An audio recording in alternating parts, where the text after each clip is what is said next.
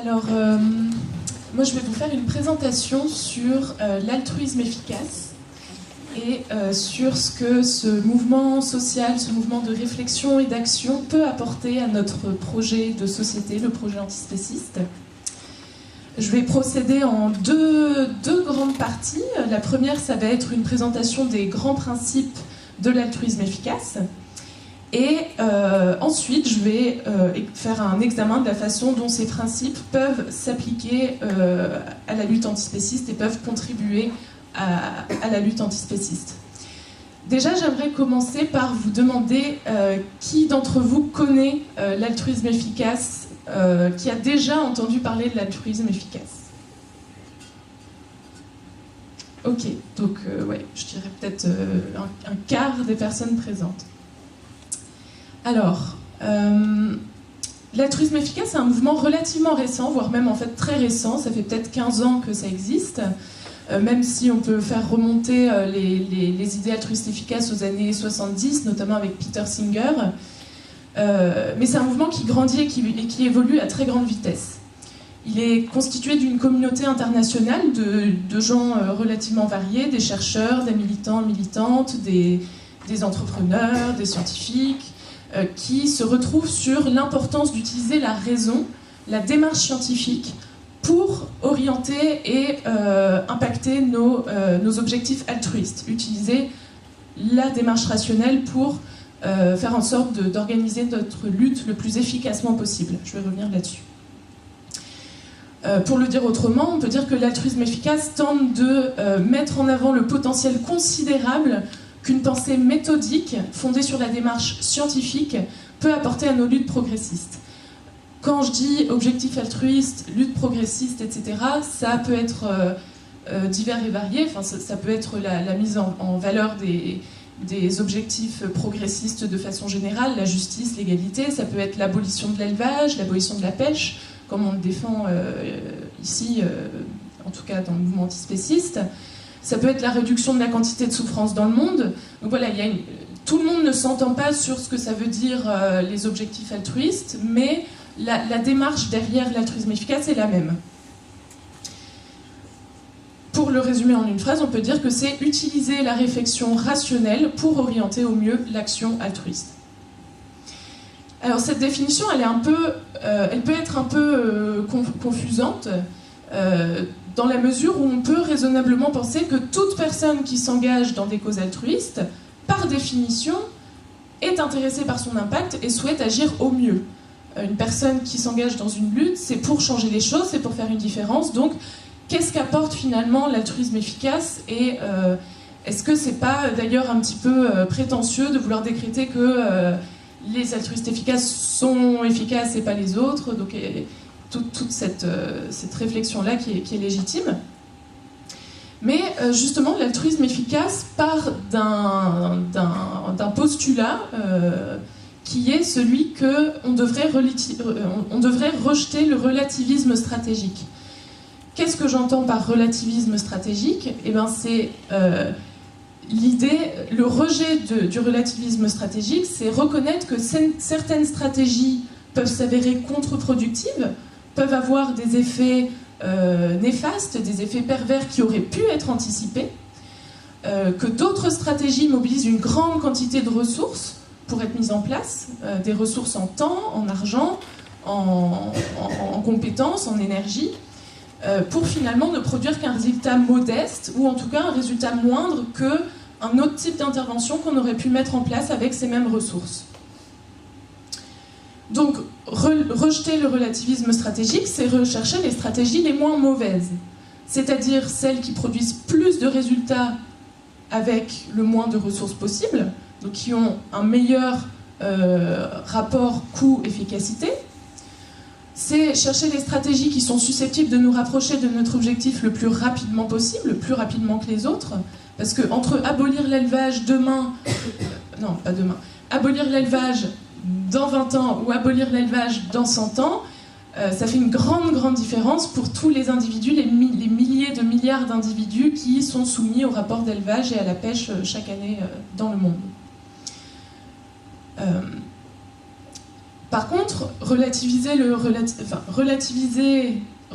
relativisme stratégique, ça ne veut pas dire qu'on sait toujours quelle est la meilleure stratégie. C'est pas une recette miracle d'être altruiste et de vouloir aspirer à l'altruisme efficace.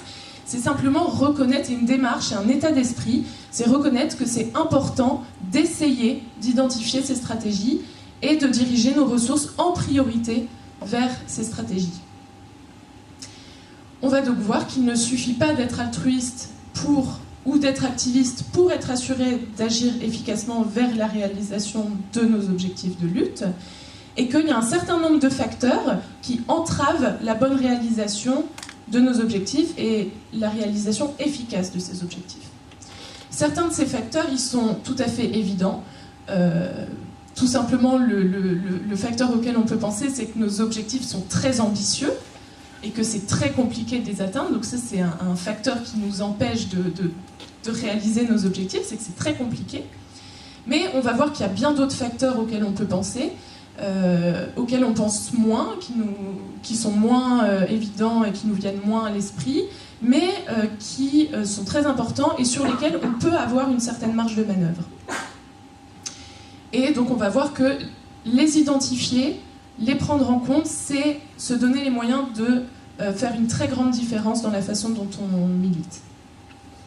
Donc pour résumer cette introduction, on peut dire que la plus-value de l'altruisme efficace, elle réside dans le fait que ça apporte un état d'esprit et des éléments de méthode que je vais présenter, qui sont orientés vers l'idée suivante. Non seulement il vaut mieux faire quelque chose plutôt que rien, ça, tous les activistes incarnent ce principe, et c'est déjà énorme par définition, mais il vaut mieux faire quelque chose, il vaut mieux faire la meilleure chose plutôt que simplement quelque chose, plutôt que rien. Il est important non seulement d'agir, mais aussi de se donner les moyens d'agir au mieux. Donc voilà, je vais présenter les quelques éléments de méthode, mais avant de présenter les éléments de méthode, je vais donner quelques d'autres facteurs qui entravent cette question de l'efficacité. Alors, j'ai identifié 3 facteurs, on pourrait peut-être en trouver d'autres, mais disons que je vais en présenter 3. Premièrement, c'est ce qu'on peut appeler l'activisme en mode pilote automatique, ça c'est une première entrave. Le deuxième, ce sont ce qu'on appelle les heuristiques de jugement et les biais cognitifs, qui ont une grande influence sur notre vie au quotidien, mais aussi sur notre activisme quand on est activiste. Et troisième facteur qui nous empêche d'être efficaces, c'est le fait que nos ressources sont limitées. On a des quantités d'argent limitées, on a un temps limité, on a des ressources humaines limitées, on a un tas de limites dans notre activisme et il faut les prendre en compte. Donc premier obstacle, c'est l'activisme en mode pilote automatique. Ce que j'entends par là, c'est que trop souvent, on met en place des actions, des campagnes et des interventions en fonction de ce qu'on a l'habitude de faire, en fonction de ce qui nous semble immédiatement disponible ou facile à mettre en place, de ce qui nous apporte du plaisir ou du prestige.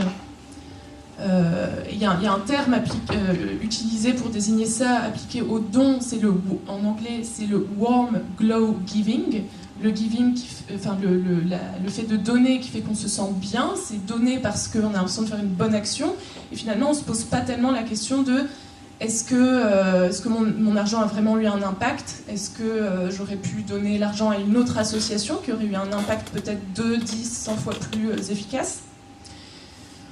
Ou alors on peut aussi mettre en place des actions selon ce qui nous permet d'extérioriser une tension qu'on a accumulée par le sentiment de révolte. Donc il y a tout un tas de critères en mode pilote automatique qui font qu'on met en place des actions plutôt que d'autres. Seulement, comme on l'a dit plus tôt, pour l'altruisme efficace, ou en tout cas pour tout type d'altruisme qui prend au sérieux ses objectifs, militer ne devrait pas consister à se faire plaisir à soi-même ou à simplement se laisser porter par le courant, par les possibilités, les influences, mais ça devrait être le fait de chercher activement les façons les plus efficaces de générer le plus d'impact, ce qui veut dire nous aligner autant que faire se peut sur ce que les bénéficiaires de notre action ont vraiment besoin, que ce soit les animaux, les populations en pauvreté extrême, toutes les personnes qu'on veut aider. Pourquoi on fonctionne en mode pilote automatique? Et là, c'est le deuxième point, c'est que dans la vie quotidienne ou dans notre vie militante, nous sommes traversés de biais cognitifs et nous prenons des décisions et nous basons nos jugements sur des heuristiques de jugement. Qu'est-ce que des heuristiques de jugement? Ce sont des sortes de raccourcis mentaux issus de l'évolution, bien souvent, qui font que on fait des évaluations de notre environnement qui ne sont pas optimales et parfaitement rationnelles, mais qui sont globalement satisfaisantes pour la tâche qu'on a à accomplir.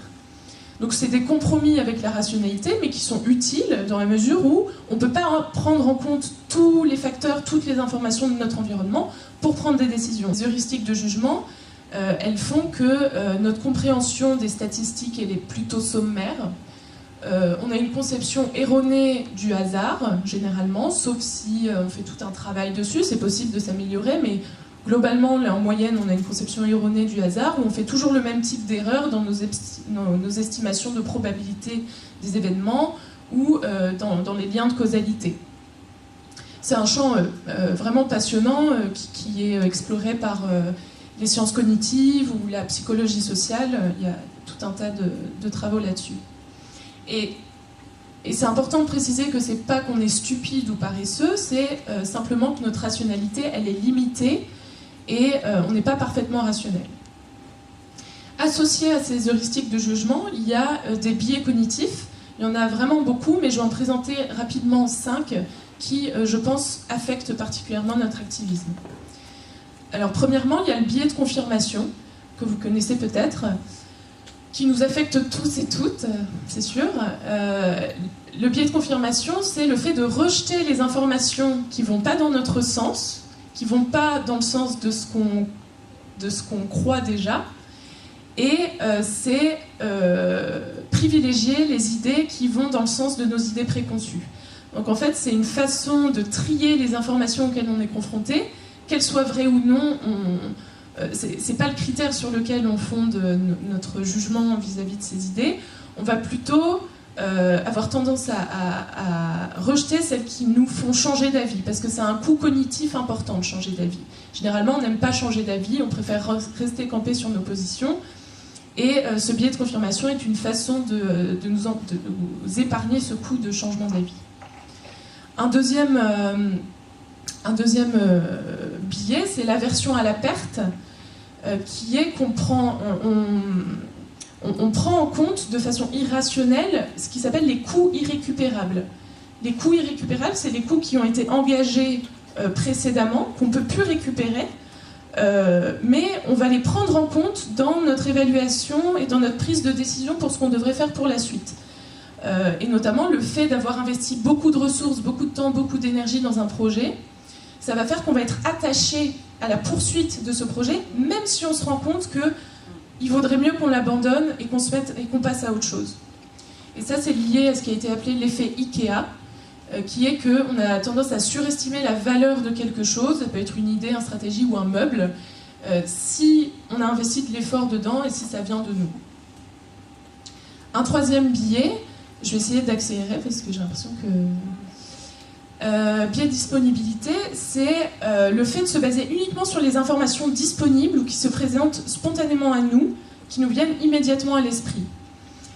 C'est le fait aussi de ne pas chercher à obtenir de nouvelles informations ou de même de ne pas penser qu'il pourrait y avoir des informations différentes de celles qui nous sont disponibles. Encore 2, le biais optimiste, c'est tout simplement l'illusion selon laquelle la réalité va se plier à nos envies et que en fait ça nous empêche, ça nous amène à ignorer complètement les scénarios qui tournent mal, même s'ils ont plus de probabilité d'arriver, soit les ignorer, soit ne pas leur accorder l'importance qui leur revient.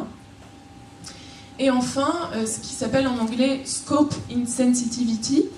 Je ne sais pas trop comment le traduire en français, mais on peut dire que c'est une sorte d'aveuglement au grand nombre, le fait qu'on a du mal à appréhender les grands nombres et que notre cerveau a une limite dans notre capacité à appréhender les grands nombres. On peut à la limite ressentir de l'empathie pour 1, 3, 5, 10 individus, 100 individus à la limite, mais pas beaucoup plus, et qu'au-delà de quelques centaines ou quelques milliers, les individus finissent par s'effacer derrière ces grands nombres.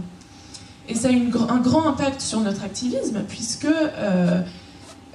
cette incapacité à se représenter les grands nombres fait que nous ne sommes pas 10 fois plus tristes lorsque 10 fois plus de poulets meurent incendiés dans un incendie d'élevage, par exemple. On va être à la limite 1,5 fois plus triste s'il y a 100 fois plus de poulets, mais c'est jamais proportionnel à la quantité d'individus concernés. Encore une fois, c'est pas parce qu'on est des mauvaises personnes, c'est juste une incapacité de notre cerveau qui est peu fiable pour ce genre de tâches cognitives.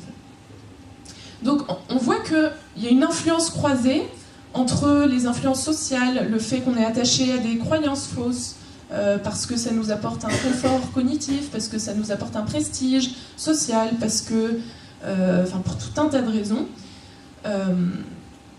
on a une perception sélective du monde et on y est attaché à cette perception sélective du monde. Mais, encore une fois, dans le cadre de notre lutte, on ne devrait pas se contenter d'approximations, on ne devrait pas se contenter de cet état confortable, et parce que ça influence notre agenda militant, ça ralentit la progression de notre projet de société, ce qui veut dire que potentiellement des milliards et des milliards et des milliards d'individus supplémentaires devront continuer à souffrir, que ce soit dans les élevages, etc. Voilà. Donc, pour résumer, l'état des lieux, rationalité limitée, ressources limitées, grande complexité de notre projet, objectifs très ambitieux, et les enjeux sont importants et urgents. On n'est pas en train de choisir la décoration de notre maison, on est en train de parler même si ça peut être important, dans une certaine mesure, mais on est en train de parler de choses très violentes et très, très graves. Donc c'est important de se douter d'outils et d'éléments de méthode. En d'autres termes, il faut basculer du mode pilote automatique au mode manuel, autant que faire se peut. Ce qui veut dire mettre en place des procédures, des outils, pour nous aider à agir au mieux, à prendre de meilleures décisions. Et c'est ce que fait l'altruisme efficace, en tout cas ce qu'essaye de faire l'altruisme efficace, parce que c'est une tâche très complexe, très incertaine, on ne peut pas tout maîtriser, mais disons que c'est un horizon. Et pour cela, il y a des cadres méthodologiques qui sont mis en place. Premier, c'est le principe d'impartialité, parce que les altruistes efficaces sont attachés au principe de neutralité des causes, c'est-à-dire que pour écarter les biais, nos préférences subjectives, c'est important d'identifier quels sont les critères pertinents ou non pertinents de considération morale. Donc le premier critère d'impartialité, c'est l'antispécisme que vous connaissez déjà, c'est-à-dire l'égalité de considération des intérêts de tous les êtres sensibles du fait qu'ils sont sentients. Pour reprendre l'expression qu'on a entendue les autres jours, l'antispécisme, c'est considérer que l'éthique est invariante par rapport à l'espèce. Et on pourrait appeler ça finalement du sentientisme, dans la mesure où c'est le fait de considérer que le critère pertinent d'inclusion dans le cadre de considération morale, c'est la sentience.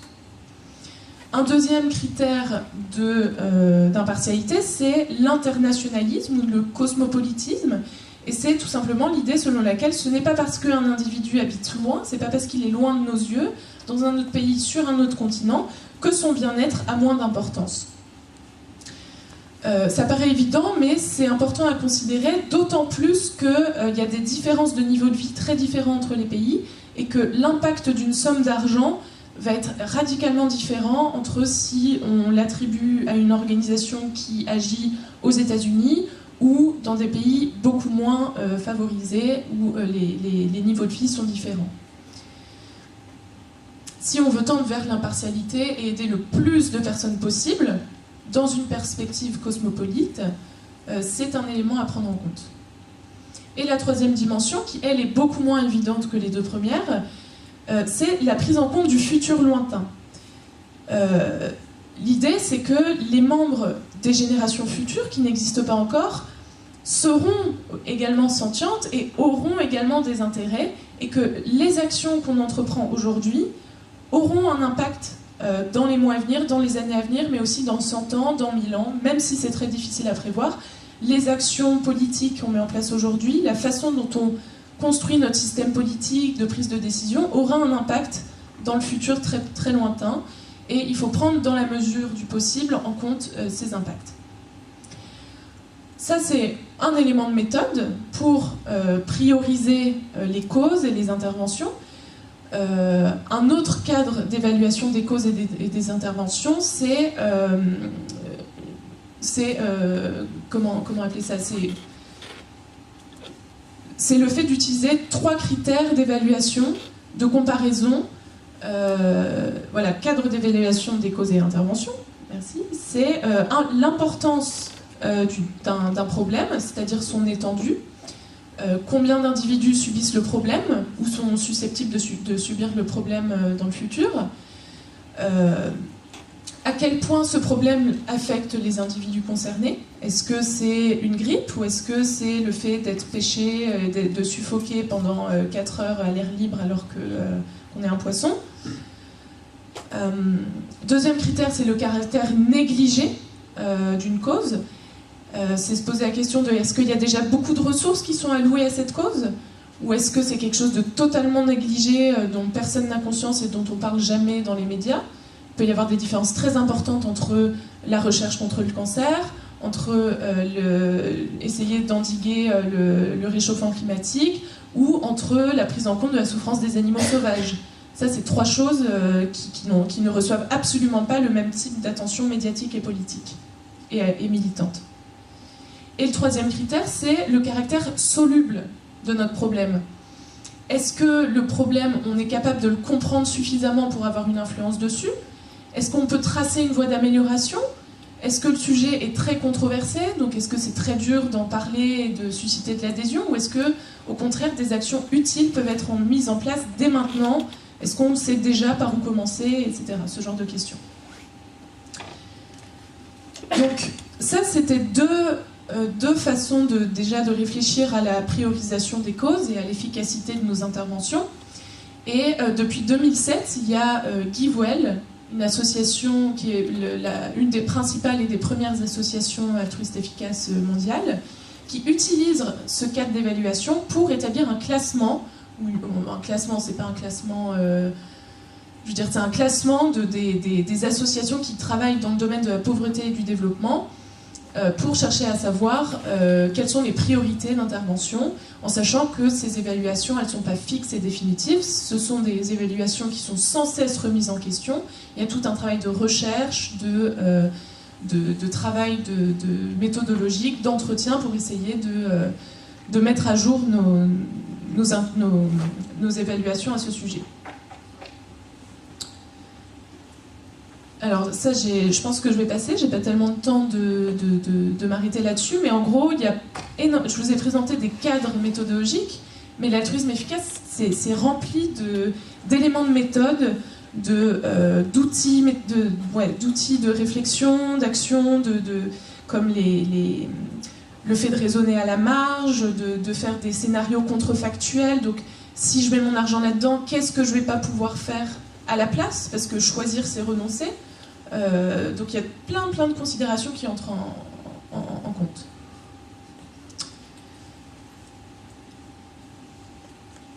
Donc l'altruisme efficace, pour conclure là-dessus, avant de passer à la deuxième partie, c'est que l'altruisme efficace, c'est pas un théorème, c'est pas une formule mathématique, même s'il y a plein de considérations de coût, efficacité, etc. C'est pas un théorème rigide. C'est vraiment une démarche, un état d'esprit, une philosophie. Ok, je vais me dépêcher. C'est une méthodologie et ça évolue constamment parce que le monde change, les contextes socio-économiques changent, on apporte des réponses partielles aux problèmes qu'on a identifiés, donc peut-être que la priorisation, elle se modifie. Donc c'est quelque chose qui est mouvant et qui se met constamment à jour. Et d'ailleurs, les aspirantes altruistes efficaces se mettent régulièrement à jour. Il y a beaucoup de discussions en ligne, c'est une communauté qui est très réseautée et qui souhaite se remettre en question et changer d'avis. C'est une communauté qui est avide de pouvoir changer d'avis au regard des nouvelles informations disponibles. Donc deuxième partie, c'est quelques éléments d'intersection entre l'altruisme efficace et l'antispécisme. Comment le mouvement de l'altruisme efficace appréhende la question de la souffrance animale? Quelles sont les initiatives dans le champ de l'altruisme efficace pour les animaux, ce qui a été appelé en anglais Effective Animal Advocacy, comment appliquer les principes altruistes efficaces à la lutte antispéciste. Déjà, au niveau de la question de la priorisation, c'est important de réaliser que les différences en nombre d'individus concernés et en quantité de souffrances ressenties peuvent différer de plusieurs ordres de grandeur. Et pour bien visualiser ces différences, on peut se servir du graphique que vous voyez là. À gauche, enfin plutôt ce que vous voyez là, c'est la proportion d'animaux tués, exploités et tués chaque année aux États-Unis en fonction du secteur d'exploitation. Donc en bleu, vous avez les animaux d'élevage, en orange, les animaux de laboratoire, etc., etc. Et on voit que la très grande majorité des animaux exploités et tués sont ceux représentés en bleu, c'est-à-dire les animaux d'élevage. Si on regarde maintenant la répartition des ressources monétaires qui sont données aux associations animalistes, tout secteur d'exploitation confondu, on se rend compte que le type de distribution il est tout à fait différent. En vert, ce sont les ressources qui sont attribuées aux refuges, donc aux animaux de compagnie, dont on vient de voir qu'ils ne représentaient qu'une toute petite partie des animaux exploités et tués par les humains et les humaines. Donc ce qu'on voit, c'est qu'une fraction des ressources sont utilisées pour venir en aide aux animaux d'élevage, dont on a vu qu'ils représentaient l'immense majorité des animaux exploités. Et on peut même aller plus loin, parce qu'en fait, ce graphique, il prend en compte uniquement les animaux d'élevage, les animaux terrestres d'élevage. Mais si on fait encore un pas en arrière, on peut voir que la très grande majorité des animaux exploités sont en fait les poissons, et que, pareil, l'ordre de grandeur est considérable, et que c'est peut-être 98-99% des animaux utilisés pour la consommation qui sont des poissons. Donc c'est encore une fraction encore plus petite qui est consacrée à ces animaux-là. Et c'est aussi important de prendre en compte d'autres considérations, comme par exemple le unique timing, qui est le contexte à un moment donné, qui fait que, par exemple, on sait que la pêche, la quantité d'individus pêchés stagne depuis quelques années, quelques décennies. Par contre, ce qui augmente considérablement, c'est l'aquaculture. Donc, est-ce qu'il faut mettre nos ressources dans la lutte contre l'élevage ? Si on avait des ressources limitées, évidemment, et enfin ça se discute, mais évidemment que c'est important de critiquer l'élevage. Mais quand on sait que c'est l'aquaculture qui est en croissance exponentielle, est-ce qu'il n'y a pas un coût d'opportunité à prendre en compte du fait que peut-être que les actions qu'on met en place aujourd'hui contre l'aquaculture permettront dans le futur d'épargner un plus grand nombre d'individus, ou de faire en sorte qu'on soit plus, qu'il y ait plus d'individus qui échappent à ce sort en aquaculture.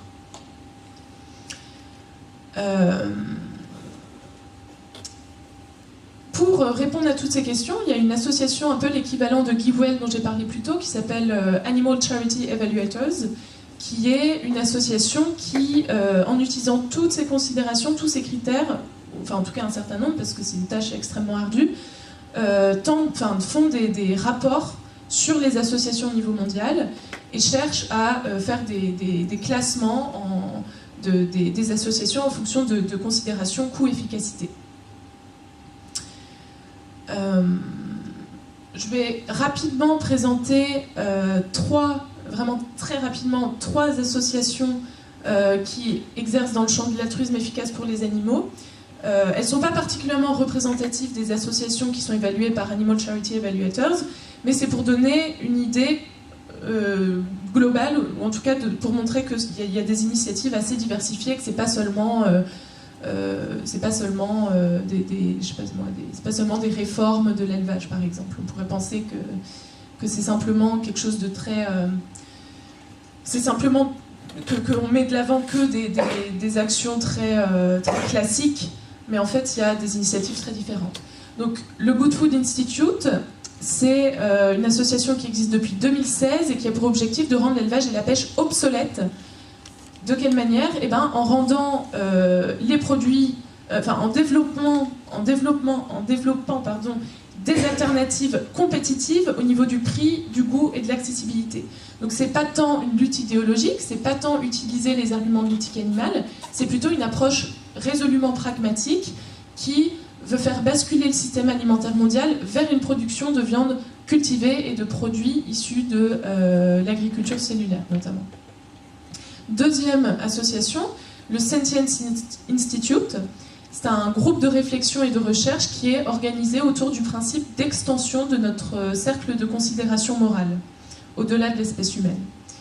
Le Sentience Institute, il fait du méta-activisme, dans le sens où il est focalisé sur la production de recherche qui permet de mieux orienter la lutte antispéciste vers cet objectif d'extension de considération morale.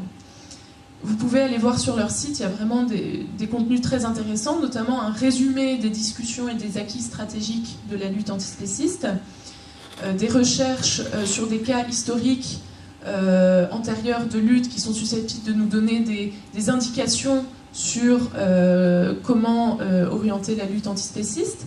Ils ont aussi fait un sondage d'opinion qui a révélé des chiffres étonnants sur l'opinion de la population américaine sur la question de la fermeture des abattoirs, sur la question du végétarisme, etc. Donc, tous des éléments qui nous permettent de mieux communiquer et mieux orienter notre activisme. Et enfin, dernière association qui s'inspire des principes de l'altruisme efficace, c'est Wild Animal Initiative, qui est une organisation qui est consacrée exclusivement à la question de la réduction de la souffrance des animaux sauvages.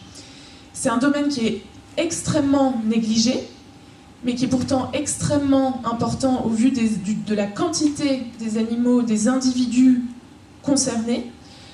Le but de Wild Animal Initiative, c'est de contrer une objection courante qu'on fait, qui est que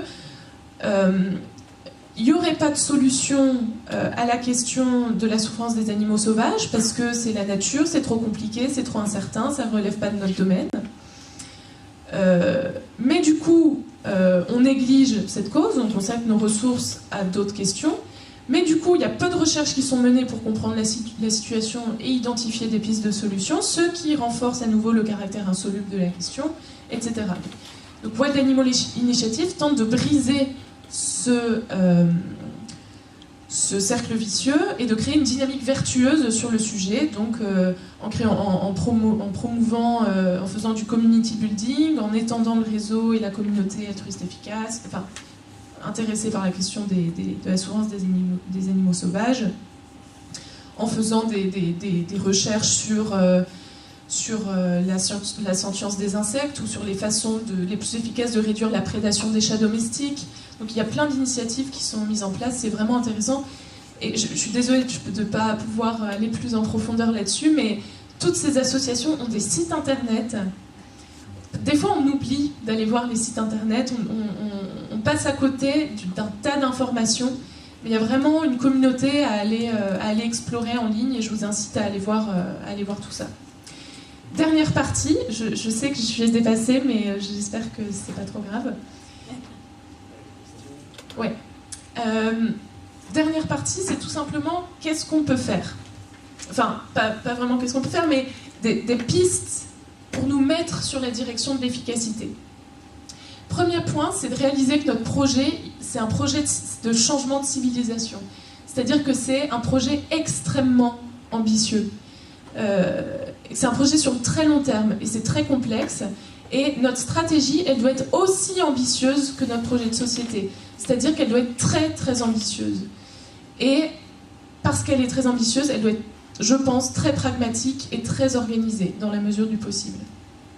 Deuxième point, c'est important de reconnaître qu'on est biaisé, que on a sûrement tort sur un tas de points, que les autres ont sûrement beaucoup de choses à nous apporter, que les personnes qu'on identifie comme des ennemis politiques, ben peut-être que sur certains points, elles ont une meilleure représentation du monde, et donc éviter de se polariser dans un truc stérile, et essayer d'aller chercher du positif et du constructif vers les gens qui ne pensent pas la même chose que nous.